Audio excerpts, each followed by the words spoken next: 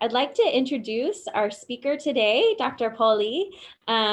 She has been fantastic and working with me to prepare for today so that the tech would all work out, but she's the real highlight of the morning. So again, I want to apologize for the late entries. My name is Jenny Derby. I'm the technology coach here at BFIS, and we are going to get started. So Dr. Poli was raised in France, born and raised in France, and actually attended the first international school in Europe, which I cannot pronounce, but her... Le Lycée International de Saint-Germain-en-Laye. And so she was actually inspired by her mother to become a chiropractor and moved to California, went to school, and practiced there for many years now in Barcelona.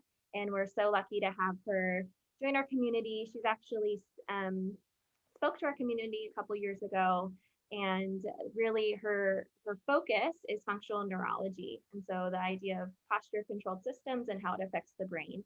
And so we are beyond thrilled to have you with us, and I'll let her take it the rest of the way. Thank you. Jenny, if you could increase your volume a little bit, that'd be fantastic. So when you were growing up, did you ever have your mother or grandmother tell you at the dinner table, sit up straight? Well, it's been understood in the collective consciousness that posture matters. Well, I'm here to tell you that there's a direct correlation between a happy and focused kid and posture. So what I'm going to show you today is things that you can do to help your child's posture and spinal health so that they can have harmonious energy, not frazzled energy, harmonious energy, and improve academic performance, all of which can be optimized through the body. So I'm going to start with the, do I have screen share? Yes, I do. Yes, you do. And just as you're getting that set up, I want to remind everyone, Amelia put in the chat some resources for you to that link to this workshop. So you're welcome to click on that from there. We'll also push that out via the BFIS Weekly if you're unable to open that up now.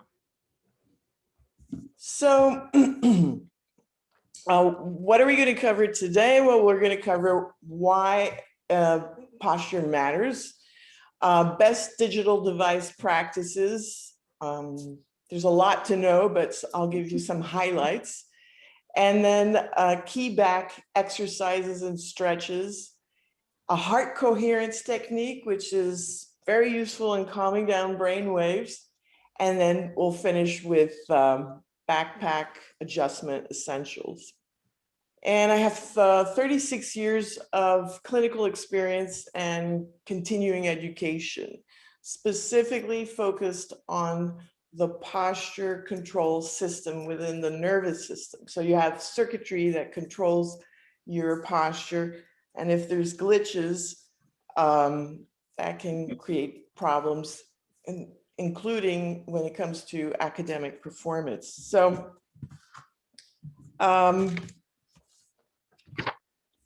let's talk about Dr. Amy Cuddy for just a second. She states in her book, Presence, the body leads the mind. What does that mean? That means that there's a direct correlation between posture and how you feel about yourselves. So we're going to do an exercise in just a second, but I want to say a little bit more about Dr. Cuddy. She wrote this book, Presence. She's a professor in sociology at Harvard. And I love the title because we want our kids to be present. That's how they can be focused and attentive. And she states that she's done, she quotes 276 studies, sociological studies showing how posture affects people's behavior. And her conclusions are that posture shapes your self-worth and your view of the world around you. Furthermore, an expansive posture makes you more authentic and powerful. So imagine your kids being trained on how to have good posture going into an interview, whether it be for a school or a job, as their authentic, powerful selves. That right there puts them on top of the heap just through their body language. So we're going to do an exercise to embody this concept, which is actually a fact, of how your posture affects how you feel.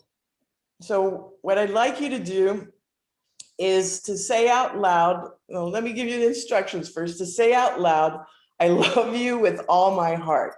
But first, I'm going to have you cross your arms, tuck your chin down, hunch your back, and from that position, I want you to say out loud, I love you with all my heart, okay? I love you with all my heart. Okay, so feel the sensation. Now I'm going to have you bring your arms out, bring the chest out, and slightly lift your chin and say out loud, I love you with all my heart.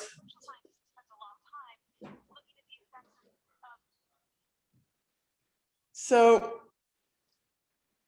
could you feel a difference in your body? All right, so what she doesn't explain are the mechanisms, neurological mechanisms, why this actually happens.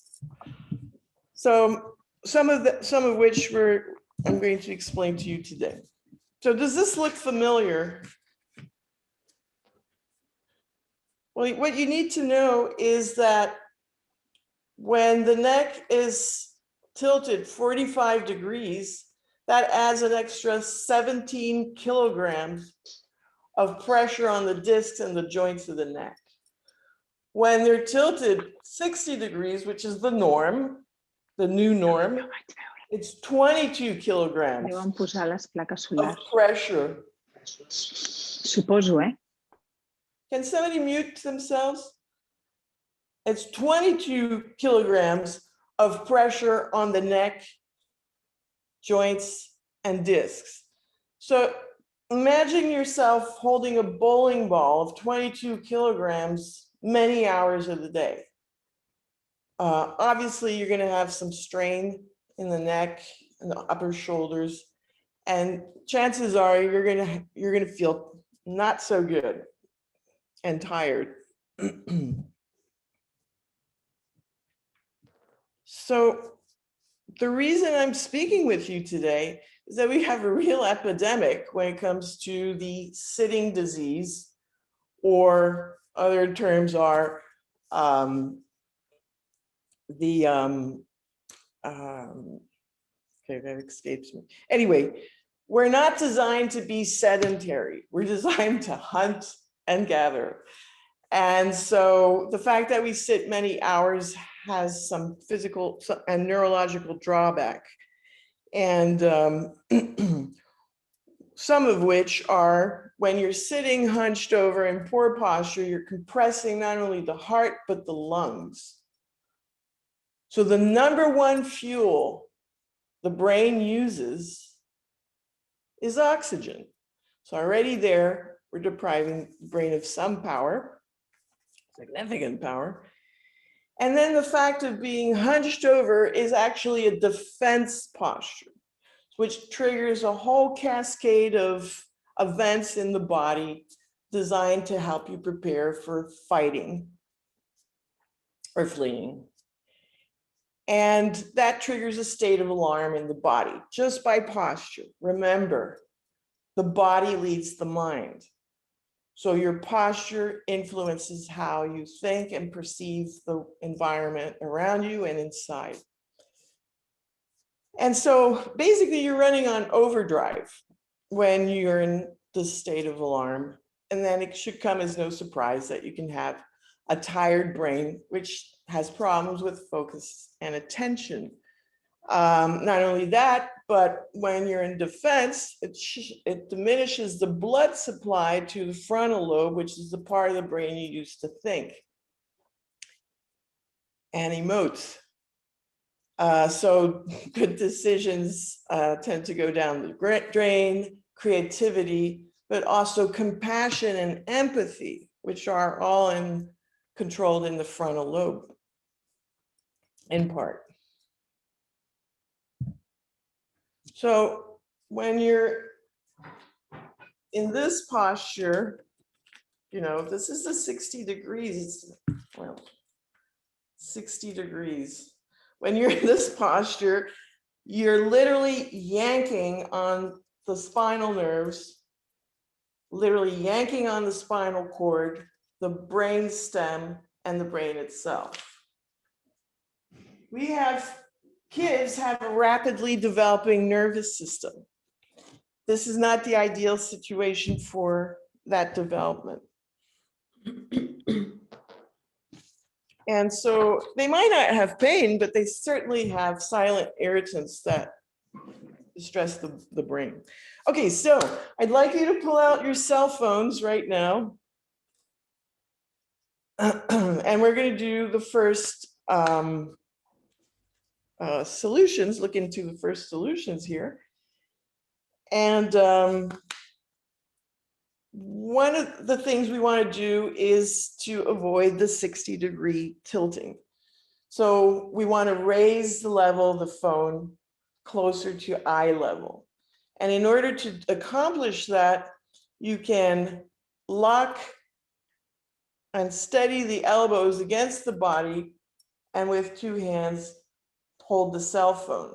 But if they're texting, if they put it in this position, they get a bigger keyboard, and they have anywhere from 0 to 15-degree head tilt is okay. But the 60 degrees is really, it's physically painful for me to watch, knowing what I know. The other thing you can do is if they're scrolling or just watching a video, you can cross the arm and rest the elbow against the crossed arm, such as is what's depicted on this figurine here. Another option, if they're on the couch or in bed, is to buy one of these mini tripods. This is a patient of mine. I told him to get one of these. And if they're reading text or watching a video, they can mount the phone. It's really easy and quick on one of these gizmos. And again, it raises the screen level and there's less head tilt.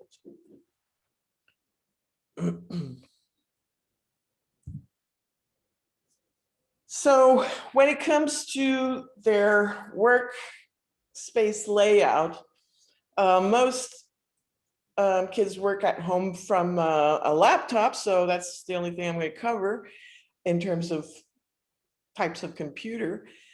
Again, the whole idea is to keep good posture and the head in alignment with the rest of the spine, so you don't go into this defense posture, which then creates a whole set of problems.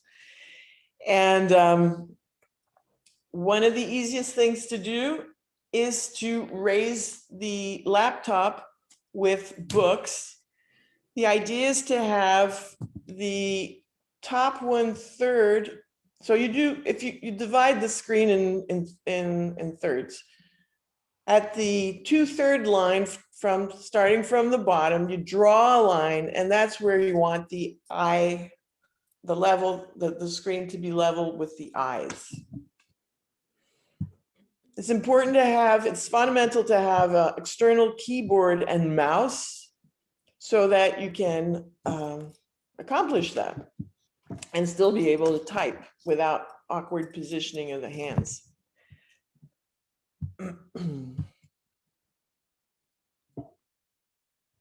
Lighting is really important, but I'll cover that in another presentation. So what happens is, and what happened during the confinement is, and still happens today, is it's not uncommon for kids now to work out of their beds or the couch. So having a computer stand that can be modulable, I forget the term. I'm speaking 3 languages, and modulated or whatever, you can twist and adapt, is going to be useful for studying in bed or at the desk. The previous slide was this one. This is exactly what I'm talking about. These gizmos, you find them everywhere on the internet. There's different brands, but it's all the same product, and it's inexpensive. And so they can set it up, like for this would be a setup for bed, where you can still have access to the keyboard, and the head gets to be and the eyes get to be in an alignment that doesn't cock up the neck.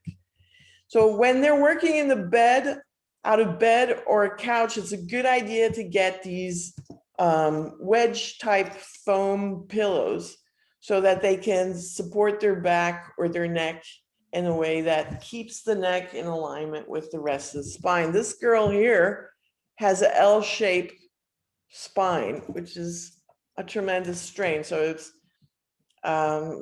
strain on the neck, strain on the junction of the low back and the thoracic. So a lot of pulling, and it's not ideal by any stretch of the imagination, for learning. It's a good idea to have a standing desk somewhere in the house so that different family members can work standing. The advantage of standing is that not only do you burn calories, but it activates your posture control system. So when you use the brain is when you use it, when you don't use it, you lose it. So anytime you activate the posture fighting gravity, it activates this posture control system, which lights up the brain. And it's better for circulation and stretching the body and making you standing as opposed to seated, which is more natural position. So it's a good idea to rotate. And if somebody wants to stand and work, they can do so. And so what is good posture? Well, we have 4 natural curves that need to be preserved. Why? Because that's our suspension system. So when you run, you walk, in order to, instead of damaging the bones or the joints, it's there, you have this cushion system. So good posture is the ear. If you're looking from a profile, it's the ear right over the shoulder, which is over the hip bone, which is over the knee and over the ankle. As you can see in this shape, the hip is forward. In this position, the shoulders and the neck are forward. Well, more so here. So we want this type of alignment from a profile. Then when you look straight on, you want the shoulders to be leveled, the head to be leveled, hips, knees, and ankles and feet. So I'll show you how to do that in a minute, because I've included in your information package a form where you can assess family members' posture. Okay, I love neurology, so just bear with me for just a second, okay? What controls your posture? Well, we have a big body standing on 2 small feet and fighting gravity all day. And believe it or not, that requires tremendous computational capabilities. So, falling microphone.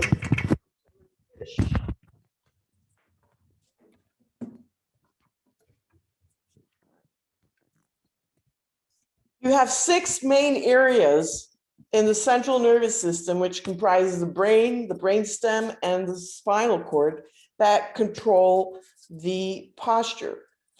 And if there's a glitch in one of these, it can affect not just the posture, but learning abilities.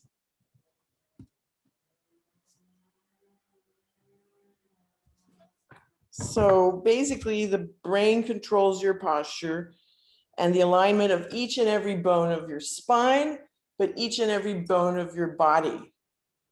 And it does so through the muscle chains. Muscles don't live in a vacuum. The brain controls them.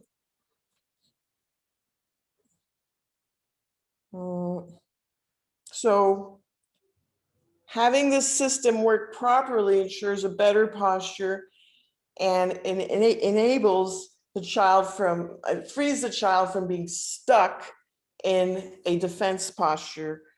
And they're better able, and the big deal is this, they're better able to express their unique talents and their unique gifts.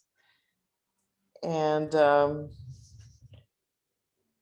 reason it's also very important for learning is that the cerebellum, which controls muscles, tension, coordination, tone, is also involved in the learning process.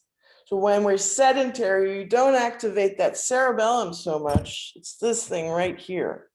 This is the cerebellum. There's actually more nerve cells in this thing than in the entire brain. When we don't activate the cerebellum, we're creating a problem in terms of information reaching the brain at the right time.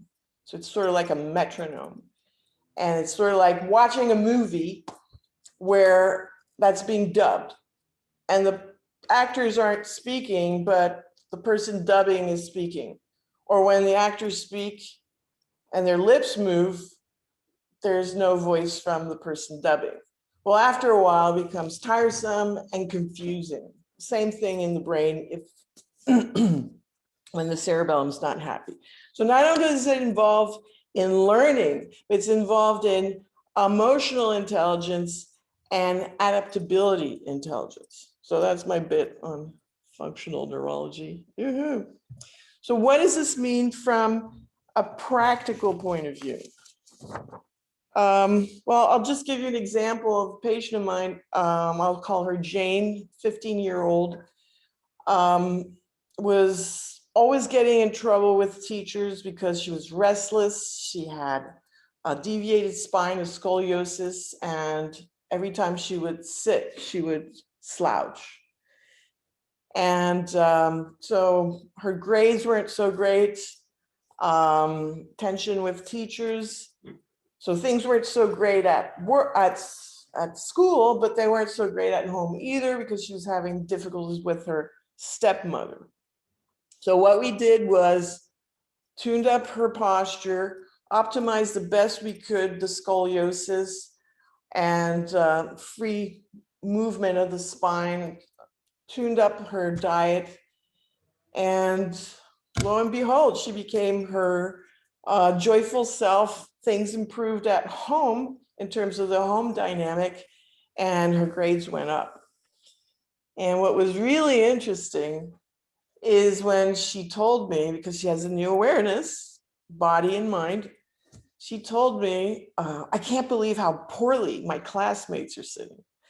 So this is a great reward for me in terms of making sure that the next generation thrives. Okay, so now what we're going to do is we're going to do a power pose, and it's important that kids take frequent posture breaks. In other words, that they have, or frequent mini breaks or micro breaks. So every half hour, they need to either do a micro break, which would be rubbing their eyes or looking at a distance. Actually, in your information packets, there's some eye exercises, 3 eye exercises, things they can do that I'm not going to talk about here, but it's in there. And wouldn't it be nice? Well, let's do the exercise. So again, I'm going to have you put your arms stretched out, bring your chest out, and slightly lift up your chin. And I'm going to have you say out loud 3 times the word yes. So let's go. Yes, yes, yes. Always makes me laugh. So wouldn't it be nice to actually start a class by doing a power stretch and saying yes? That'll really move the energy and get them to want to learn. And I'm not even joking here. I'm saying that if they could, just holding this position for 20 seconds, research has shown that people feel better about themselves. So I think it's important that teachers learn that kids need to stretch. So either do it before or at the end of the class, but it's not because they're demanding, it's because their body needs it. And so, there's got to be a way to implement, for instance, a power pose. These are poses that empower the person that take them. So if you just hold them for 20 seconds, you're stretching, but you're also empowering yourselves. So that could be whatever you feel comfortable. That could be something to do, a stretch before the class starts, and they'll certainly have greater attention.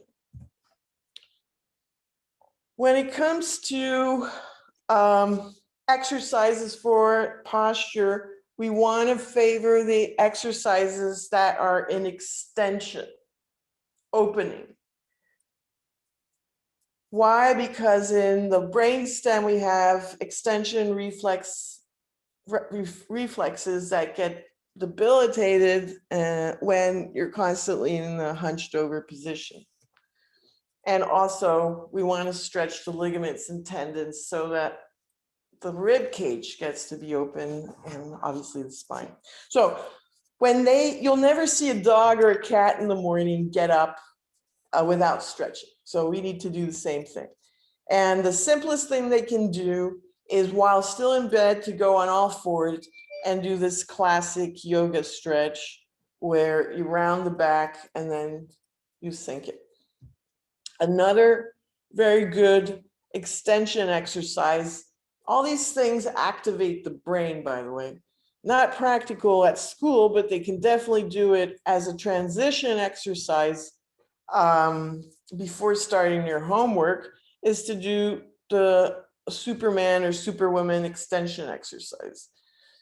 I kind of like it with the arms forward. So it's lifting both arms, the head and the legs up. And believe it or not, some kids can't even do that. Their core muscles are so weak. So ideally you want to be able to do that for a minute. When I provide the personalized posture system correction exercises, I provide links with the video for each and every exercise. But they're person specific, because general exercises don't work when it comes to repairing the posture control system.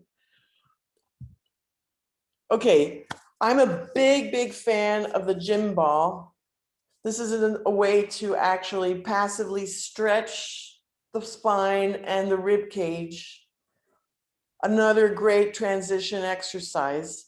They can also use the gym ball for sitting. So they can switch from their chair to the gym ball, and that makes their balance system work and activates a portion of the posture control system.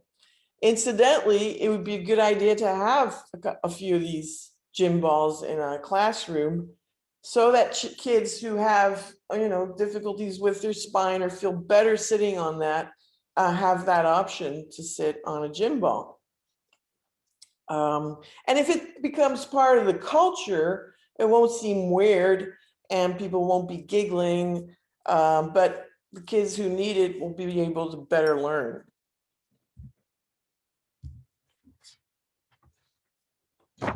So what can you do today? As I say, you can print out this form that's in your information package, and every member of the family can start assessing other members' posture. So the way you do that is you're going to focus on the eyes. If you're going to do the front posture, you're going to see if there's a head tilt with the eyes in one direction or the other. And usually when there's a head tilt, there's an eye muscle weakness. It's the muscle on the high side that has problems, the eye on the high side that has problems converging, but that's not always the case, but that is one of the reasons there's head tilt. Then you draw a line in the direction of the head tilt. You want to see if the shoulders are leveled. So you put your hands on top. Sometimes it's good to take a picture because you can't necessarily assess with your own eyesight. The hips is a little bit more complicated. You want to use the knife edge contact on top of the hips to see if they're leveled. You want to see if the knees are caved out or caved in, or if they're straight. Same thing for the ankles, caved out or caved in. And then you want to see if the feet are flat or turned out or pronated. From the side view, it's a little bit less tricky. The ear needs to be on top of the shoulder, but if they have rounded shoulders, that you won't necessarily get that, but note that the shoulders are forward, and then over the hips, the knees, and the ankles. Why do I recommend that you check the posture? Because as far as I'm concerned, every kid, every human being should have a yearly posture check, posture and spinal check. So if you have a chiropractor or if you have an osteopath, it's important to bring them to have the spine and posture checked, because just like it's the responsible thing to do to have a yearly dental check, it's the responsible thing to do to have a spinal check, even more so because teeth can be replaced, but the spine cannot. Not only that, but unlike teeth, the spine houses part of your brain. The spine houses the spinal cord, which is part of your central computer system.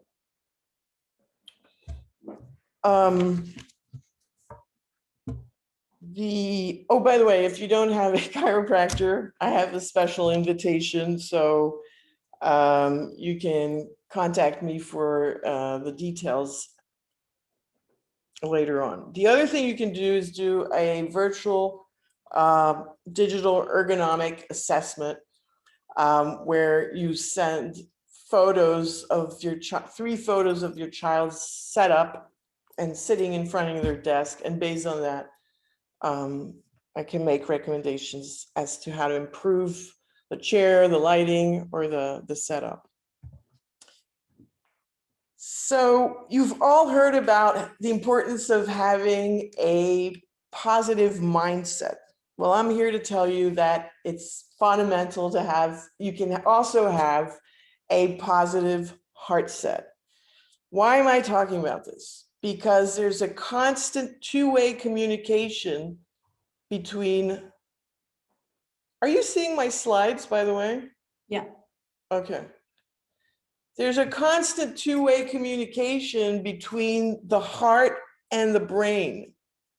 And there's actually more information going from the heart to the brain, which then influences brain activity, brain waves.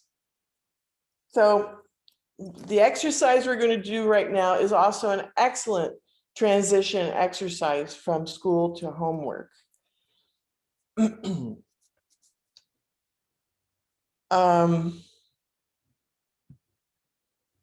So the Let me see here.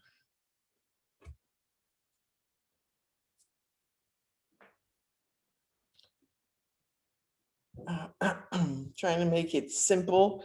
The research has shown that having a flexible heart rate makes the brain more calmer and coherent. Not only that, but heart signals inform the brain in the form of intuition of better decision making. That's what research has shown. So following your heart is actually the smart thing to do. And the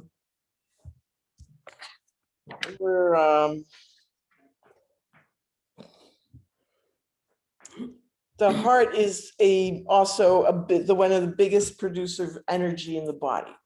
It takes energy to run the brain. So if you have a happy heart, things work better upstairs. And then research has also shown that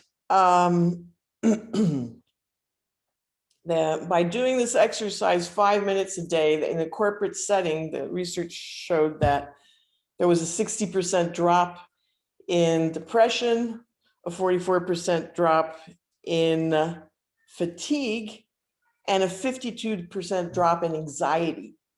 So if your kids have tendencies to have anxiety, that's not everyone, but some kids do, then this is a really good exercise for that if their mood is low. So let's dive into it and do this exercise. So I'm going to have you place your left hand over your heart, which is slightly to the left, and then the right hand on top. And I'm going to have you close your eyes and breathe in through your nose and breathe out through your mouth. And I'm going to have you imagine seeing your heart. A nice red juicy heart. And imagine this heart is now like a lung. So when you breathe in, it expands. And when you breathe out, it contracts. So breathe with your heart.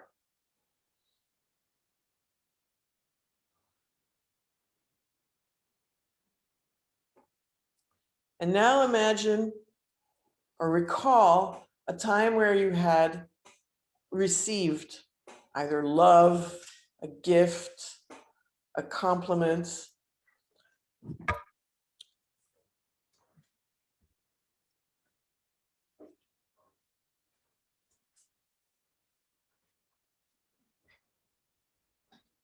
And imagine that you're breathing in with the heart, the love, and then breathing out with the heart, to all the cells of your body.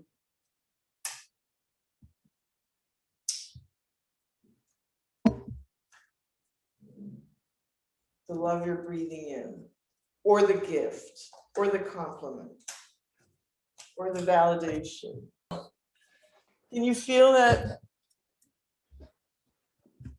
everything is calmer and more harmonious? That's what we want, calmer and harmonious kids. So very powerful exercise, very powerful in terms of having a more flexible range in your heart rate, which has been correlated with greater also emotional range. So let's get back to some practical things here when it comes to, and by the way, it calms brain waves. So when your kids are agitated, they can be in a high beta brainwave, and what we need for learning is a middle range beta. And so by doing the heart coherent exercises, we bring them down to alpha so that they can go back into a lower end of beta when they start studying again. So it increases their personal effectiveness. So when it comes to the backpack, 60% of kids have an overloaded backpack. So it's a good idea to get a smaller backpack or a medium-sized backpack. And if they really need to have lots of books, then to have a backpack with rollers on them. So the ideal weight of the backpack should not exceed the 10% of the child's body weight. And it needs to be adjusted properly. So it can't be sagging in the back, such as here.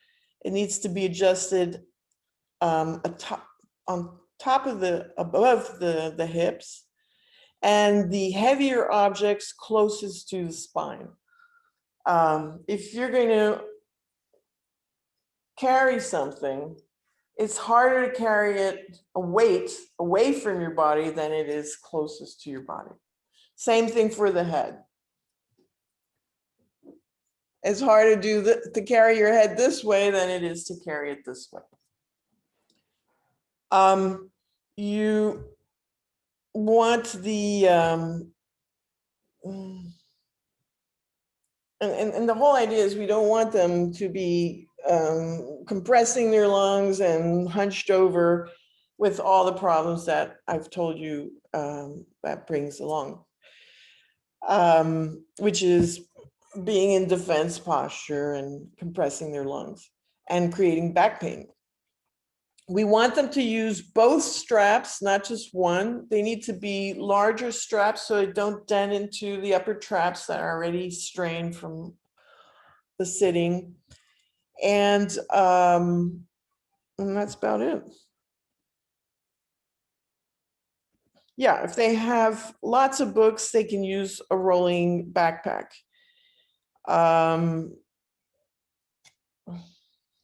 Okay. So we're going to conclude now. Your health and your posture are dependent on a properly functioning nervous system. The spine is the bridge between the brain and the body. Poor posture compromises that bridge. And then we have situations where we're set up for being irritable, pain, low mood, loss of focus, and a tired brain. So optimal posture and spinal alignment and vertebrae moving freely are, in my view, foundation for a harmonious energy, not frazzled energy, harmonious energy, a focus and attentive kid, and with not only focus and attention, but a positive view of themselves and the world around them. It's also foundational for them to be authentic and in their power, their powerful selves. Not only for achieving greater academic success, but to be able to also thrive in the workplace. And your kids have unique talents and gifts, and optimizing the posture and the spine makes it so that they're better able to express these unique talents, these unique gifts, all of which we need and can contribute to make this world a much better place.